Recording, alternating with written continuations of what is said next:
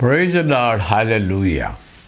దేవుని యొక్క మహాకృపను బట్టి ఈ ఆదివారం మరలా తిరిగి మనము ఆన్లైన్లో దేవుని వాక్యమును ధ్యానించడానికి, ప్రార్థించుకోవడానికి ఈ సమయం దేవుడు అనుగ్రహించాడు. దేవునికి వందనం చెల్లించుకుంటున్నాం.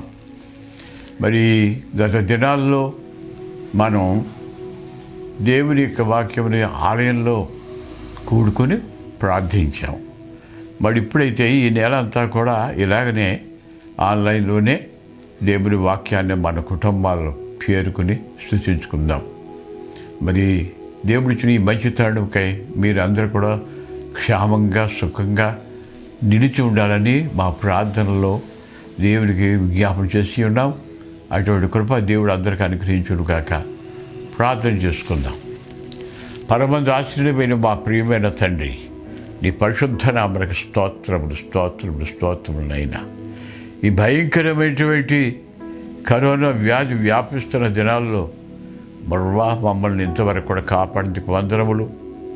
భయంతోనూ ఆందోళనతో ఉన్నటువంటి జనాంగముల మధ్యను ప్రభానుజనము కూడా నీకు దూతలు మాకు కావలి ఉంచి కాపాడుతుంది. స్తోత్రములైనా ఈ సమయమందు మా ప్రభా వెంకటాయపాలెం యేసు ప్రభు ప్రార్థనా మందిరముడు ఉన్నటువంటి సంఘమునకును విశ్వాసులకును దేవుని యొక్క అధికమైన కృప విస్తరించి కాపాడి సంరక్షించునుగా కానీ విజ్ఞాపన చేస్తూ ఈ చిన్న వాక్యమును ప్రభా మేము ధ్యానం చేస్తుండగా నీ ఆత్మత మమ్మల్ని నింపమని యేసు నామమును ప్రార్థిస్తున్నాం తండ్రి, ఆమేన్.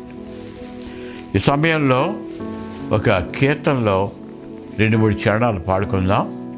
ఆ కీర్తన పుస్తకంలో 405వ కీర్తన, దేవుడే నాకు ఆశ్రయంబు దివ్యమైన దుర్గం అనే కీర్తన ఒక 2 చరణాలు మాత్రం పాడుకుందాం. దేవుడే నాకాశ్రయంబు దివ్యమైన దుర్గము, మహావినోదుడాపదల సహాయుడై నన్బ్రోచును. అభయం అభయం అభయమే పుడానందమానంద ఆనందమోగ, దేవుడే నాకాశ్రయంబు దివ్యమైన దుర్గము. పర్వతములు కదిలిన నీయు మారు పడినను, సర్వమును ఘోషించుచు నీ సాంద్రమో పొంగినం. అభయం అభయం అభయమే పుడానందమానందమానందమోగ, దేవుడే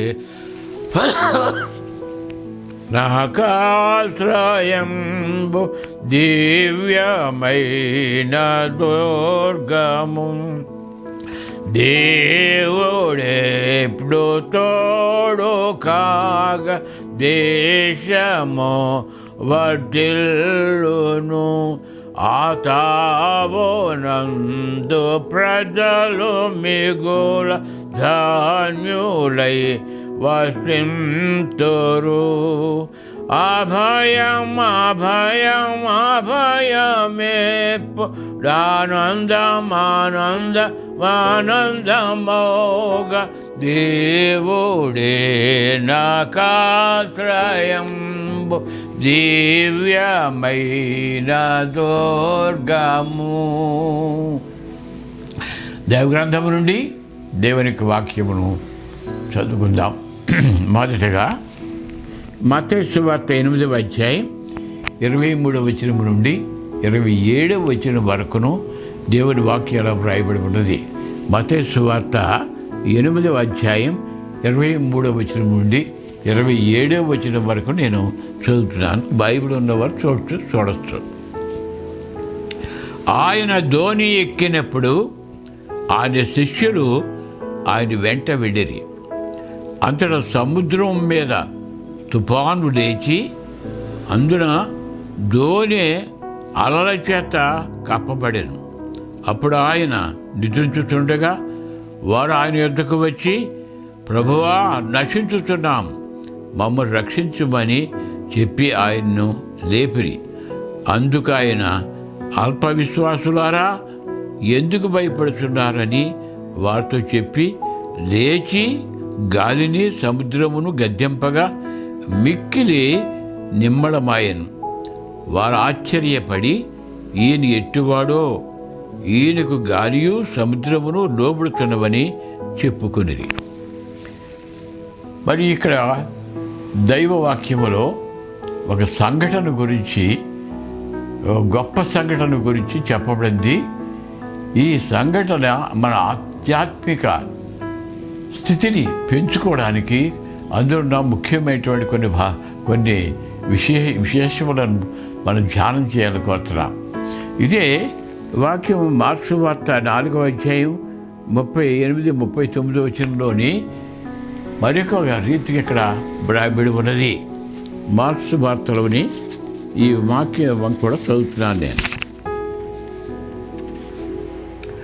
ఆ దినమందే సాయంకాలమైనప్పుడు ఆయన అద్దరికి పోవుదమని వారితో చెప్పగా వారు జల్లును పంపివేసి ఆయనను ఉన్న పాటున చిన్న దోణిలో తీసుకుని పోయిరి.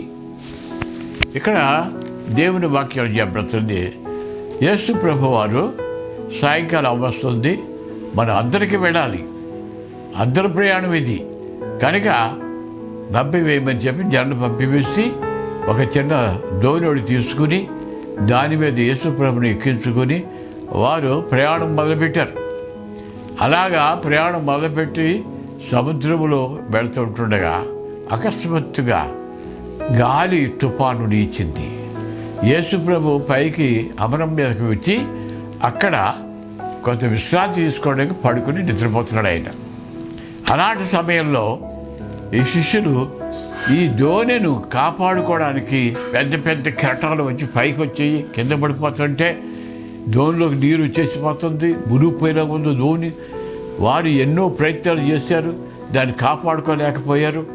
అయితే వారికి ఎంత భయం వచ్చిందండి, ఇంకా మన పని అయిపోయింది, ఇంకా చచ్చిపోతాం ఇందులోనే, జల సమాధి మనకి అనే భయం చేత యేసు ప్రభు ఎంతకు వచ్చి ప్రభువును లేపుతున్నారు. ప్రభువా, మమ్మల్ని నశించిపోతున్నాం, నీకు చెత్తలేదా, రక్షించు రక్షించు అని చెప్పి ప్రభు లేపారు. ప్రభు లేచాడు. ఆయన లేచి అల్పవిశ్వాసులారా ఎందుకు అవిశ్వాసపడ్డారని వారిని చిన్న గద్దించి ఆ గాలిని సముద్రమును గద్దెంపగానే అది నిమ్మడించింది. అది చూసి ఆశ్చర్యపడిపోయే శిష్యులు, ఈయన ఎలాంటి వాడు, ఇంత గొప్ప తుఫాను ఈ గాలిని సముద్రమును మాట చలవింపగానే ఇదంతా కూడా నిమ్మడిచేసిందని ఆశ్చర్యపడిపోయారని దేవుని వాక్యం రాయబడుతున్నది. ఇందులో ఉన్న కొన్ని ముఖ్యమైన పాఠాలని మన సమయం అంతా ధ్యానించుకుందాం. అవేంటంటే, సాయంకాలం జరుగుతుంది కనుక మనం అద్దరికి వెళదాం అని ప్రభువారు చెప్పారు. ఇది సముద్రం మీద అద్దరికి వెళ్ళే ప్రయాణం, అద్దరికి ప్రభువుతో కలిసి వెళుతున్న ప్రయాణం. ఈ ప్రయాణాల్లో సముద్ర ప్రయాణం కనుక యేసు ప్రభువుని ఆ దోణిలో ఎక్కించుకున్నారు. ఈ ప్రయాణం అనేటువంటిది అన్నీ మనం చూస్తున్నప్పుడు అసలు జీవితమే ఒక ప్రయాణం. ఈ ప్రయాణంలో ఒక గమ్యానికి చేరే ఒక దృష్టి ఆయన బిడ్డలకు ఉండాలి. ఈ ప్రయాణంలో ఇది సముద్ర ప్రయాణం. సముద్ర ప్రయాణంలోనూ రోడ్లు ఉండవు, అక్కడ గుర్తులు ఉండవు, అక్కడ బోర్డులు ఉండవు, అదంతా నీరే ఉంటుంది. ఆ నీటి మీదనే ప్రయాణం చేసుకుని వెళ్ళాలి. అక్కడ ఆ ప్రయాణానికి నావికుడు దానిని గుర్తుంచుకుంటాడు. ఎందుకంటే వాళ్ళ దగ్గర ఒక దిక్చూసి ఉంటుంది, అది తూర్పు పర్వం ఉత్తర దక్షిణాలు చూపిస్తూ ఉంటే వారి అనుభవాన్ని బట్టి దాని మీద నడిపిస్తారు. కనుక ఇది మనం ధ్యానం చేసేటప్పుడు మొదటగా మనం తెలుసుకోవాల్సింది ఏంటంటే, ఈ ఆధ్యాత్మిక ప్రయాణములో మన ప్రభువుతో కలిసి మనం ప్రయాణం చేస్తున్నామా, లేకపోతే మనం ఒంటరిగానే ప్రయాణం చేసుకెళ్ళిపోతున్నామా అని దాన్ని గుర్తించుకుని మన యొక్క విశ్వాసములో ముందుకు సాగిపోవాలి. యేసు ప్రభు లేకుండా ప్రయాణం చేసినట్లయితే అది అపజయం, అది దుఃఖంతో కూడినటువంటి పరిస్థితులు సంభవిస్తాయి. ఒక దినమందు అలాగే యేసు ప్రభు లేకుండా ప్రయాణం చేశారు శిష్యులు. ఆ 5,000 మందికి ఆహారం పెట్టినప్పుడు ప్రభువారి కొండకు వెళితే వాడు ఆతృత పడిపోయి దోణులు తీసుకుని బయలుదేరాడు. ఆ దోణి సముద్రం మీద భయంకరమైన తుఫాన్లు చిక్కుకొని చాలా భయపడిపోయారు. కనుక దేవునికి బిడ్డలు ఆత్మీయమైన ప్రయాణములో మన ప్రయాణం చేస్తున్నప్పుడు మన ప్రభువు మనతో ఉన్నట్లయితే మనకు ఒక గొప్ప ధైర్యమును, గొప్ప ధీమను కలుగు చేసి ఆయన మనను సుఖప్రదముగా నడిపిస్తాడు. కనుక మనం ఈ జీవితం అనేటువంటి ప్రయాణంలో ఉన్నాం. ఈ ప్రయాణంలో ప్రభు మనతో ఉన్నాడా లేదా, ఆయన మనను తీసుకుని వెళ్తున్నా లేదా, మనం ఒంటరిగానే వెళ్ళిపోతున్నామా అని గుర్తు చేసుకొని మనం వెళ్ళాలి. కొన్నిసార్లు అనుకుంటాం మనం ప్రతిసారి ప్రభుకి చెప్పవసరం లేదు అని. ప్రభు మనతో ఉన్నది లేదు మనం తెలుసుకోవడానికి మన ఆధ్యాత్మిక స్థితిని ఒకరు పరిశోధించుకోవాలి. ఇదిగో మరి మరియా యోసేపులు యేసు ప్రభుతో యెరూషలేములో పస్కా పండుగకి వాడుకు చెప్పిన ప్రతి ఏటా కూడా పస్కా పండుగకి యెరూషలేముకి వచ్చేవారు. అలాగా వారు యెరూషలేము వచ్చి అక్కడ ఈ పస్కాను అనుసరించి వారు వెళుతున్నటువంటి దానిని లూకాసు 2:41 నుంచి మనం చూస్తాం. యేసు ప్రభువుకి అప్పుడు 12 సంవత్సరాల వయస్సు. ఆయన తీసుకుని యెరూషలేము వచ్చారు. పస్కా పండుగకి లక్షలాది యూదులు ఆ పండుగ ఆచరించడానికి అక్కడికి వచ్చారు. వారితో పాటు వీరు కూడా వచ్చారు. అక్కడ చాలా జనసమూహములు వారి వేరు వేరు స్థలాల్లో మకాం ఉండి ఈ పండుగ దినాన్ని గడుపుకుంటున్నారు. ఈ పండుగ అయిపోయింది, అందరూ కూడా మకాం ఎత్తేస్తున్నారు. వారు సామాన్లు తీసుకొని ప్రయాణం చేసుకుంటే సిద్ధపడుతున్నారు. ప్రయాణంలో ఎవరి మట్టుకు వాళ్ళు వెళ్ళిపోతారు. మరి ప్రభువు వారితో ఆ దినం లేడు, కానీ మరి గుర్తించలేదు. ఉంటాడులే ఇక్కడ ఈ జనంలోనూ బంధువుల దగ్గర స్నేహితుల దగ్గర ఎక్కడ ఉంటాడు అనుకుని వాడు గుర్తించలేదు. ఒక రోజు అయిపోయింది, ఆ రాత్రి కూడా ప్రభు రాలేదు. అప్పుడు యేసయ్య బాలుడని యేసయ్య ఏమైపోయాడని చూసుకున్నారు. ప్రభు లేడు అక్కడ. అప్పుడు మర్నాడు స్నేహితుడికి బంధువుల మధ్య ఎక్కడెక్కడ ఉన్నాడా, మా యేసుబాబు కనిపించాడా, మా యేసుబాబు కనిపించాడు, ఏమో మాకు తెలియలేదు, మా దగ్గర రాలేదు అని చెప్పారు. రోజంతా కూడా ఆందోళన పడిపోయారు. ఏమనుకున్నారంటే బాటుగా ఎక్కడికి వెళ్ళడం ఇక్కడే ఉంటాడులే అని ఊహించుకున్నారు. అలాగా ఆ తరువాత 3వ దినాన్ని మళ్ళా తిరిగి వెనక్కి బయలుదేరారు. యెరూషలేము వచ్చారు. ఆ యెరూషలేము ఎక్కడైతే బాగా ఉన్నారో అవన్నీ చూశారు. అక్కడ కనపడలేదు. దేవాలయంలో చూద్దామని వస్తే దేవాలయంలో ప్రభు వారు పండితుల మధ్య, శాస్త్రులు పరిశీలి పండితుల మధ్య కూర్చుండి ప్రశ్నిస్తున్న వారిని చూసి ఆశ్చర్యపడిపోయారు. యేసు ప్రభుని ఎక్కడ కనుగొన్నారు అంటే జనంలో కాదు, ఆయన యొక్క దేవాలయంలో కనుక్కున్నారు. అక్కడ ప్రభు వారిని చూశారు. అక్కడ ప్రభు నాయనా, మేము 3 దినాల నుంచి నేను వెతుక్కుంటూ ఎంతో ఆందోళన చేస్తున్నా, ఇలా చేయొచ్చా అని అడిగితే, అమ్మా నేను తండ్రి పని మీద ఉండాలని మీకు తెలియదా అని చెప్పాడు ప్రభువారు. కనుక చాలాసార్లు మనం ప్రభు ఉన్నాడులే, ప్రభు చూస్తున్నాడులే అనుకుని భ్రమపడి ఆయన మనతో వస్తున్నాడని ఏదో తెలుసుకోలేకుండా ఉంటాం. ఎక్కడికి అనుకుంటాం? లాడ్ దగ్గరికి వెళ్ళి లాడ్ దగ్గర ప్రార్థన చేయించి, ఆయమ్మ చేత ప్రార్థన చేయించి, వీరి చేత ప్రార్థన చేయించి, అక్కడ కాదు, దేవుని యొక్క మందిరంలోకి వెళ్ళినప్పుడు అక్కడ ప్రభు వారు ఆయన మనకి దొరుకుతాడు. కనుక ప్రభువుతో కలిసి ప్రయాణం చేయుటే ఆశీర్వాదకరమని ఈ సమయం మందు గుర్తు చేసుకోవాలని కోరుతున్నాను నేను. మరి ఇందులో ఉన్న మరి ఒక ముఖ్యమైన విషయం ఏంటంటే, యేసు ప్రభు చల్లని గాలికి పైకి ఎక్కి అక్కడ తలగడ కింద పెట్టుకుని నిద్రపోతున్నాడు ఆయన. అయితే ఈ నామను నడిపించడానికి వారికి ఒక చుక్కాని కావాలి. ఆ చుక్కాని ఎవరి దగ్గర ఉంది? ఈ శిష్యుల దగ్గర ఉంది. ఇంకా ఆ చుక్కాని పని లేదు కనుక ప్రభు వారు పడుకుని నిద్రపోతున్నారు ఆయన. ఈ చుక్కాని పట్టుకుని నడిపిస్తున్నప్పుడు వారి ఇష్టమైనటువంటి రీతిగా ఆ ధోనిని నడిపిస్తారు. ఇటు తిప్పితే అటు వెళ్తుంది ధోని. ఆ ధోనిని వారి ఇష్టానుపరకంగా నడిపించుకుంటూ వెళ్తున్నప్పుడు ప్రారంభంలో బాగానే వెళ్ళింది. కొంత దూరం వెళ్ళిన తర్వాత పెద్ద గాలి తుఫాను లేచింది.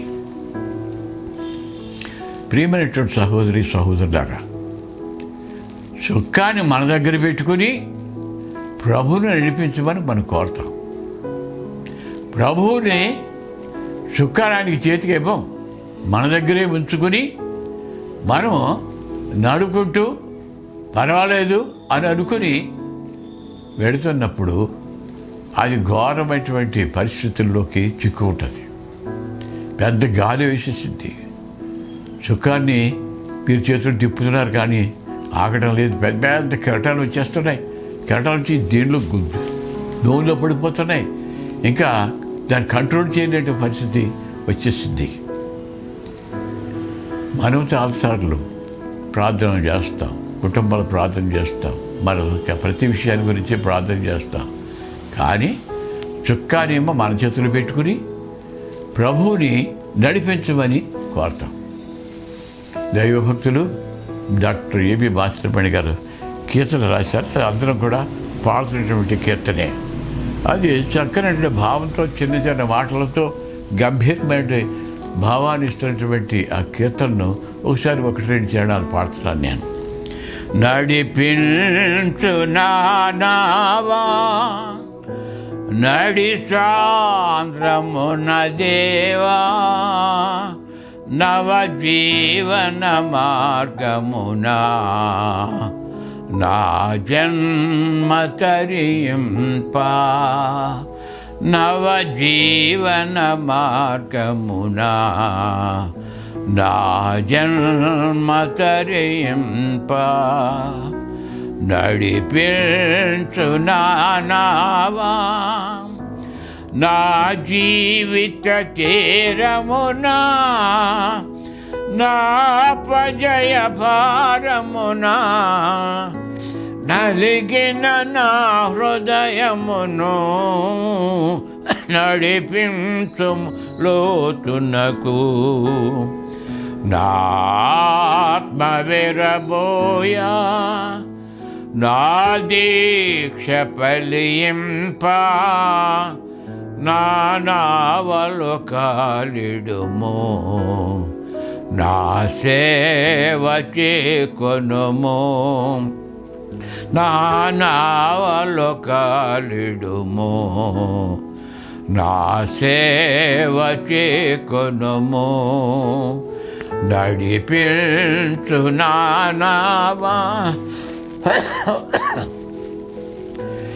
ఇక్కడ దైవ భక్తుడు చెప్పాడు, దేవా నా ప్రయాణంలో, ఈ సముద్ర ప్రయాణంలో నా నావను నీవు నడిపించు, చుక్కాను నీ చేతిలో పెడతాను, నా జీవిత తీరాన్ని చేర్చు పక్కకి, నవజీవన అనేటువంటి ఆ దృక్పథాన్ని ఇక్కడ చూపు. నవజీవన మార్గమున నా జన్మ ధరింపగా, ఈ జన్మకి ధరించుకోవడానికి నీవే నా జీవిత నావను నడిపించుము అని ఇక్కడ ఈ భక్తుడు చెప్తున్నాడు. మన జీవిత నావ ఎటు ప్రయాణం చేస్తుంది? మన చేతిలో చుక్కాను అన్నది సేపు కూడా మన ఇష్ట ప్రకారంగా ప్రయాణం చేసుకుంటూ ఉంటాం.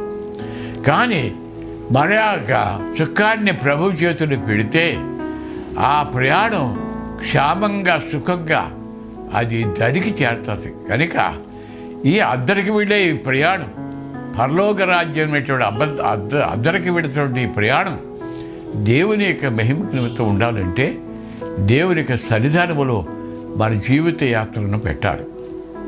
ఆయన నడిపించబడాలి. మన ఇష్టం వచ్చినట్టుగా మనం నడిపించడం కాదు. మన ప్రతి విషయంలో కూడా మన యొక్క చిత్తాన్ని నెరవేర్చుకోవడం కాదు, మన ప్రభు చిత్తమును మనం నెరవేర్చాలి. ప్రభు చిత్తమైతే అన్నాడు యాకోబు పత్రికలోని, ఇది చేద్దాం అది చేద్దామని అనుకోవాలి. కానీ నాకు జ్ఞానం ఉంది, నాకు నేర్పతనం ఉంది, నాకు తెలివి ఉంది, శక్తి ఉంది, డబ్బు ఉంది, నేను ఏమైనా చేయగలను అనుకుంటే అది కొంత దూరం వరకు బాగానే వెళుతుంది. అక్కడే గాలి తుఫాన్లు వేస్తాయి. కనుక మన ప్రయాణం క్షేమంగా సుఖంగా వెళ్ళాలి అంటే ప్రభు యొక్క పరిశుద్ధ సన్నిధి మనకు అవసరమైనది.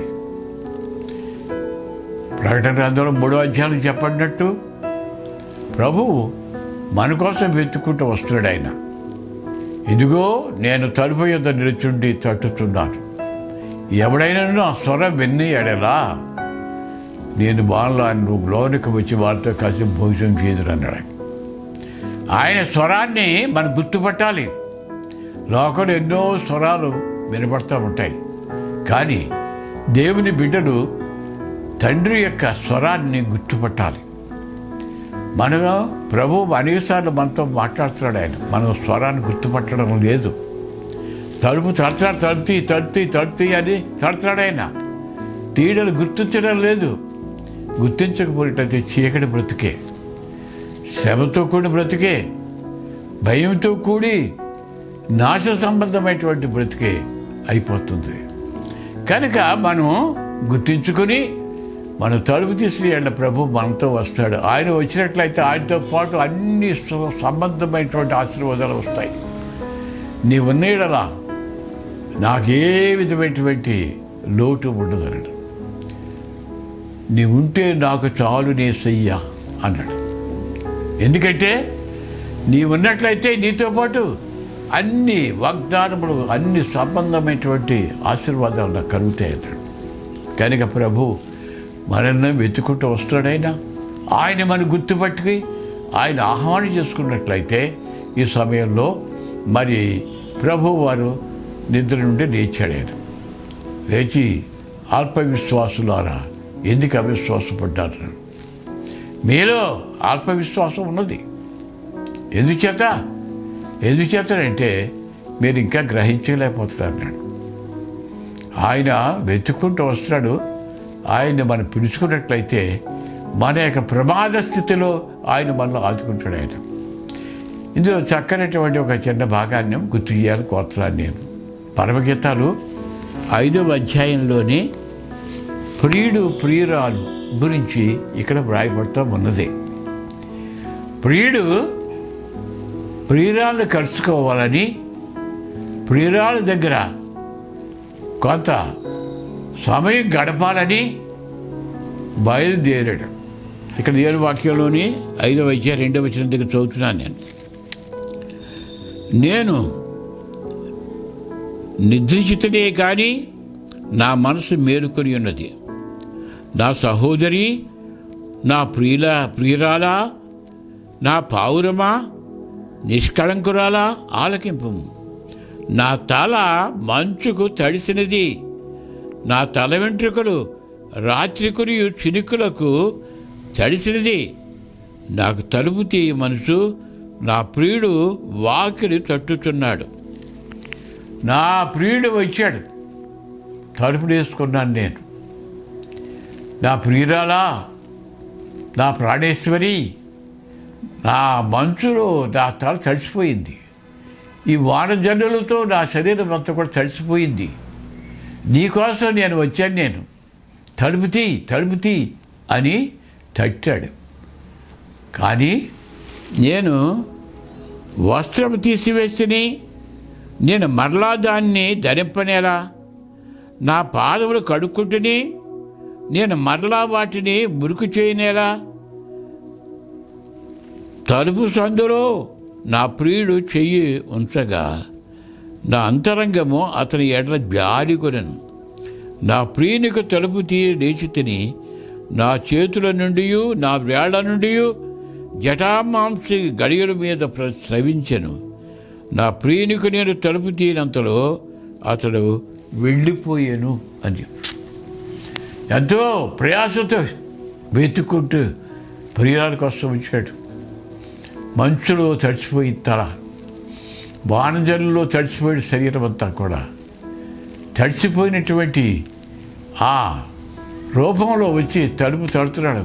ప్రియురాలా, తలుపు తీ, నీకోసమే నేను వచ్చాను, నీతో ఉండాలనే వచ్చాను నేను అని నా ప్రియుడు నన్ను పిలుస్తూ ఉంటే నేను వస్త్రాలు తీసేసాను, నా కాడు కడిగేసుకున్నాను, ఇప్పుడు నేను సిద్ధపడ్డాక టైపుచ్చుకుంటుంది అని చెప్పి నేను నా ప్రియుడు ఒక కిటికీ చిన్న సందులో నా చెయ్యి పెట్టి పిలుస్తూ ఉంటే నేను జారుకొని అప్పుడు లేచి నా యొక్క వస్త్రములను వేసుకుని చక్కగా అలంకరించుకొని సువాసన వచ్చే పరిమళాలు రాసుకుని నేను వచ్చి తలుపు తీయనంతలో నా ప్రియుడు వెళ్ళిపోయాడన్నాడు.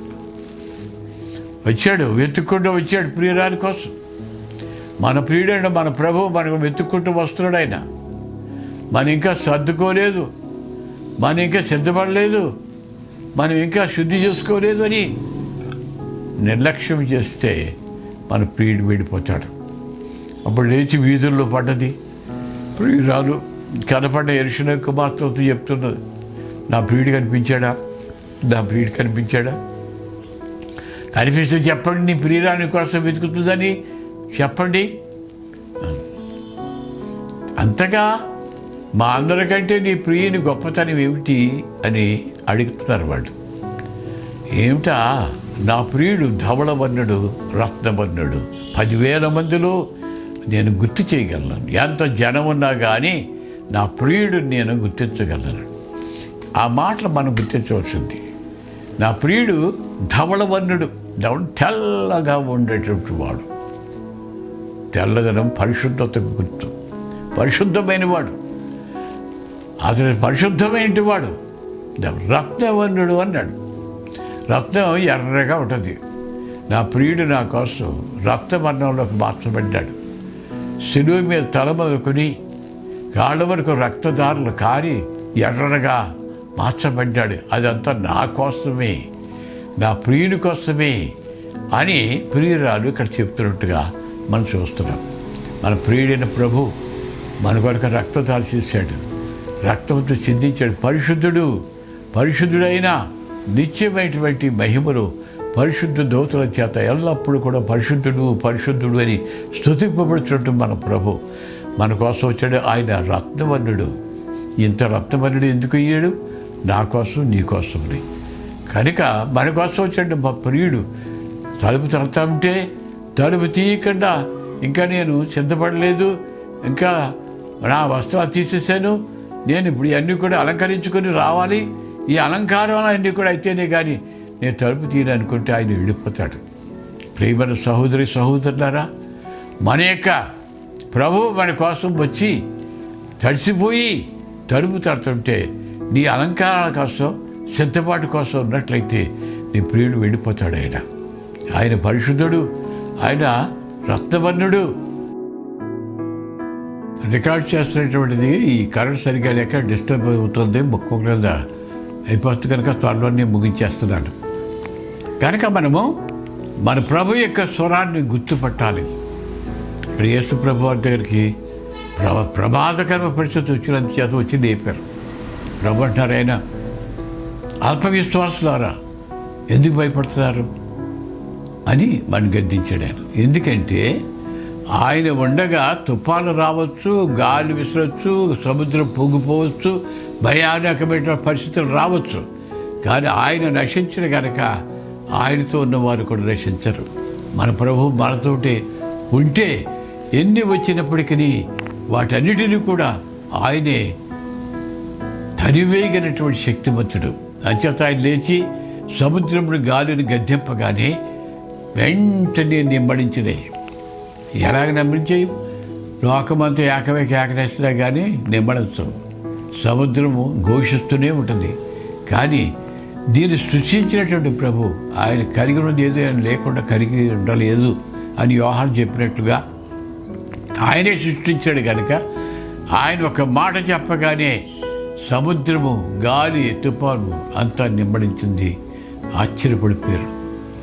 ప్రేమైన సహోదరులారా, మన యొక్క జీవిత కాలంలో ఈ అద్దరు ప్రయాణంలో, సముద్రయానంలో మనం ఈ భాగాన్ని ధ్యానిస్తున్నప్పుడు దాంట్లో ఉండే ముఖ్యమైనటువంటి విషయాలను మనం గుర్తించుకొని మన జీవితాలను ఇంకా ఆత్మీయంగా అభివృద్ధి పరచుకోవాల్సిన బాధ్యత మనపైన ఉంది. మనం ఆయనతో కలిసి ప్రయాణం చేయాలి. ఆయనతో కలిసి ప్రయాణం చేసినప్పుడు కూడా సముద్రము పొంగినట్లుగా అనేకమైన శోధనలు రావచ్చు.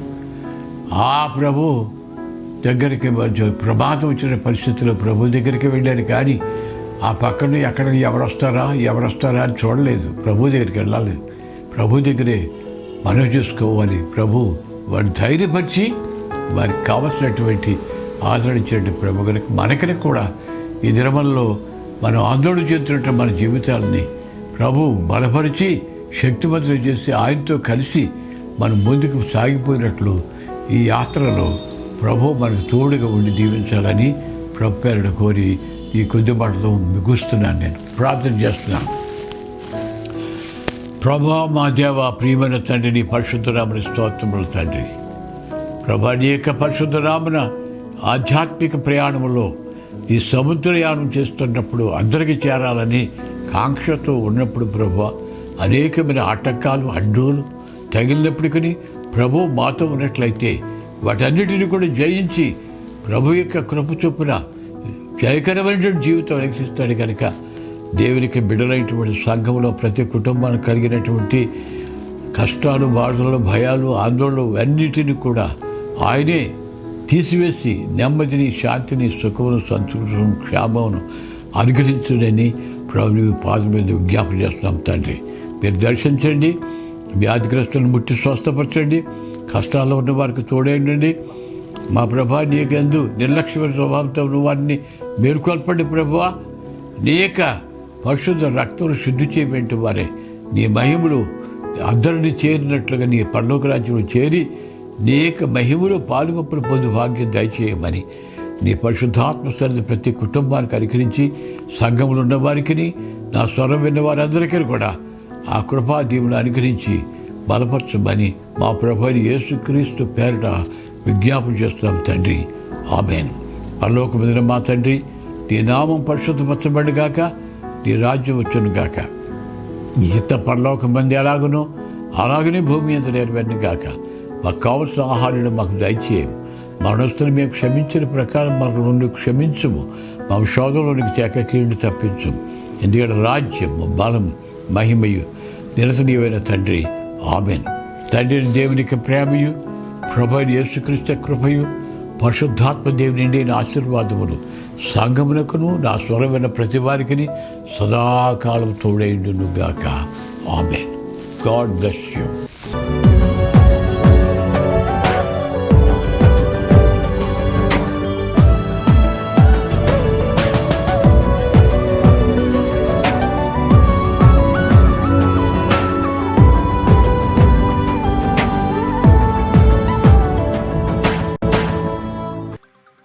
ప్రతి వారం దేవుని వాక్యం వీక్షించుటకు ఈ వీడియోలో చూపించిన విధంగా సబ్స్క్రైబ్ చేసుకోండి.